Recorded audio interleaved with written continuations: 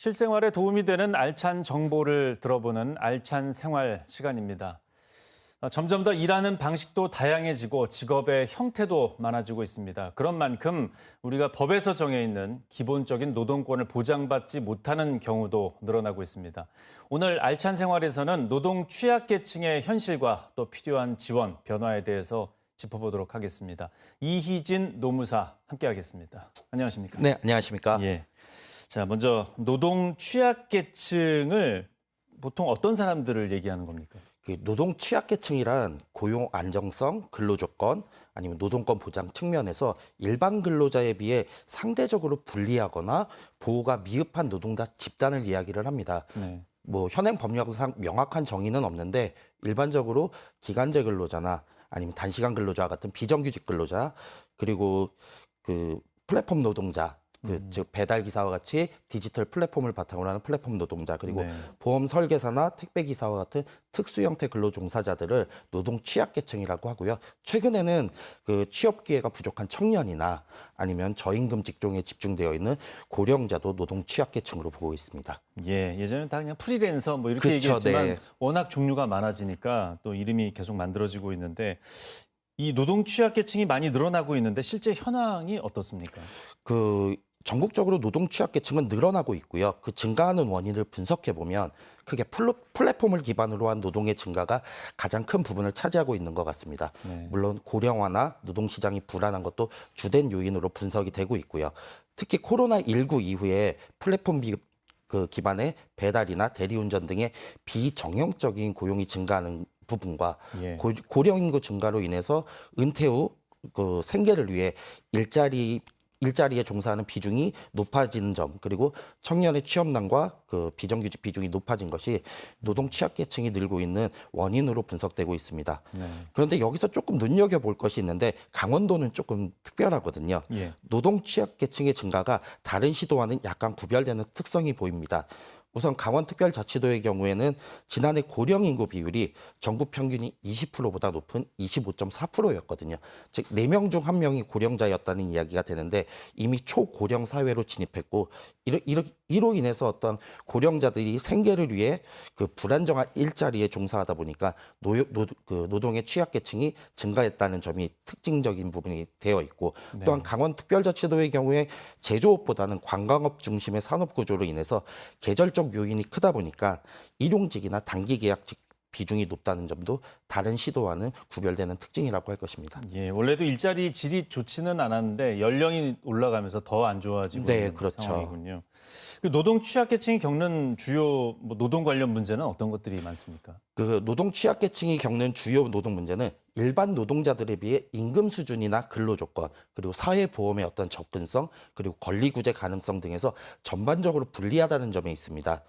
우선 기간제 근로자와 같은 비정규직 노동자의 경우엔 계약 기간이 짧고 또 계약 갱신이 보장되지 않기 때문에 계약 종료 시 법률적으로 보호받기 어렵다는 한계점이 있고요. 네. 특수 형태 근로자나 플랫폼 노동자는 현행 노동법상 근로자로 보지 않기 때문에 근로기준법이나 산업안전보건법 등과 같은 노동관계 법령의 보호를 받기가 어렵습니다. 특히 실제로 이분들이 어떠한 실업 상태에 빠지거나 일을 하다 다치는 경우에 실질적으로 보호가 될 수 없다는 문제가 발생하고 있고 저에게 상담이 많이 오는 부분이기도 합니다. 예. 이런 법적 보호에 대한 한계가 있다 보니까 또 권리 구제에도 취약할 수밖에는 없는데요. 예. 플랫폼 노동자나 특수 형태 근로자 앞서 말씀드렸다시피 근로자가 아니다 보니까 노동관계에 문제가 생겨도 지방노동위원회나 법원에서 실질적인 구제를 받기가 어려워지고 고령자들 경우에는 고용 형태 자체가 기간제거나 단시간인 경우가 많다 보니까 계약 갱신이 혹시나 거절될까봐 아니면은 내가 정당한 권리를 주장했을 때 보복성으로 계약이 해지가 되지 않을까라는 그런 두려움 때문에 신고 자체도 포기하는 경우가 실제 많이 발생하고 있습니다. 예. 이분들이 이렇게 법적으로 어떤 사각지대에 놓이게 된 건 관심 부족 아닙니까? 일을 좀 덜 했다거나 어디에선가 그렇게 보여지는데 원인은 어떻게 보십니까? 이 법적 보호의 사각지대가 발생하는 것은 현행 법 체계에 약간 문제가 있다고 보입니다. 네. 지금 우리 노동법 체계를 살펴보면 전통적인 근로자, 즉 9시에 출근해서 6시에 퇴근하는 그런 상시 근로자를 중심으로 구성되어 있다 보니까 급변하는 노동시장에 그 법적 구조 자체가 대응을 할 수 없는 것이 원인이 되고 있는 것 같습니다. 네. 또 그럼 이런 법적 구조를 해결하려면 입법이나 행정이 움직여줘야 되는데 입법과 행정 역시도 이 노동시장 변화의 속도를 따라가지 못하다 보니까 네. 사각지대가 계속적으로 발생한다고 보입니다. 네. 그 네. 입법과 행정이 어쨌든 조금 예방적 보호 차원이 되어야 되는데 어쨌든 사후에 문제를 해결하는 사후적 대응에 머무르다 보니까 사각지대가 발생하고 실질적인 구제나 보호에는 취약할 수밖에 없는 구조가 된 것 같습니다. 예, 돌려서 얘기하셨지만 적극적으로 이거 안 한 거죠. 안 한 거죠? 예. 네. 이게 정부나 자치단체에서도 뭐 현재 하고 있는 제도는 좀 있지 않습니까? 뭐 취약계층 대상 지원 정책이나 제도 어떤 것들이 있습니까, 지금은? 우선 정부나 지자체는 노동 취약계층에 대해서 다양한 정책을 시행하고 있는 건 맞습니다. 특히 이미 시행되고 있는 제도 중에서는 뭐 특수형태 고용 종사자나 플랫폼 노동자의 경우에는 2021년부터 2022년 단계적으로 고용보험과 산재보험 가입이 가능하게 된 부분이 좀 고무적이고요. 네. 25년도에 정부의 노동정책을 보면 노동 취약계층인 청년과 중장년의 일자리 지원을 강화한 점이 특징이라고 할 수 있는데요. 청년 고용 문제와 인력난 해소를 위한 청년 일자리 도약 장려금과 퇴직한 중장년이 새로운 일자리를 찾을 수 있도록 하기 위한 중장년 경력 지원 제도를 신설을 했습니다. 또한 그 노동 취약계층에서 주로 발생하는 문제가 임금 체불과 관련된 문제인데요. 올해 10월부터는 사업주 처벌이 강화되고 징벌적 손해배상도 청구할 수 있도록 제도가 개선이 되었습니다.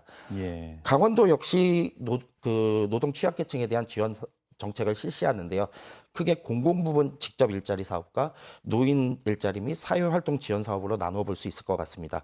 공공부문 일자리 사업은 지역 공동체나 아니면 강원 행복 일자리 등 다양한 유형의 일자리를 제공해서 취약계층에게 고용을 지원하는 서비스고 노인 일자리 및 사회활동 지원은 다양한 일자리 유형을 통해 노인의 사회적 참여와 소득 보전을 지원하기 위한 제도라고 보시면 될 것 같습니다. 예. 지금 말씀해 주신 노동 취약계층 지원 제도의 실효성에 대해서는 어떻게 보십니까?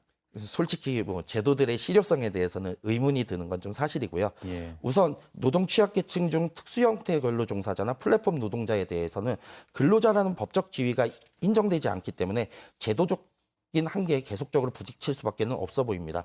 입법적으로 반드시 해결되어야 되는 부분인 것 같고요.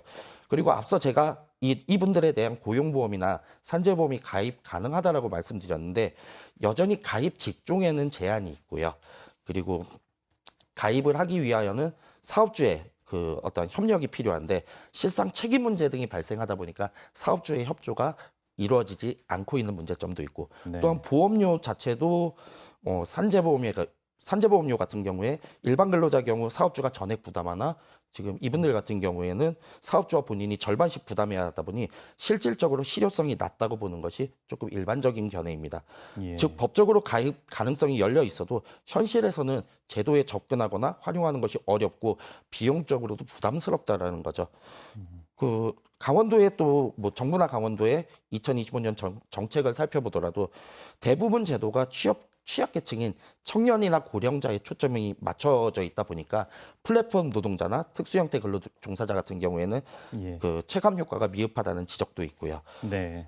네. 자, 오늘 뭐 시간 관계상 여기까지 좀 말씀을 들었지만 답은 다 알고 있습니다. 이제 일을 하는 것만 남아 있는 것 같습니다. 맞습니다. 예, 오늘 말씀 잘 들었습니다. 네, 고맙습니다. 감사합니다.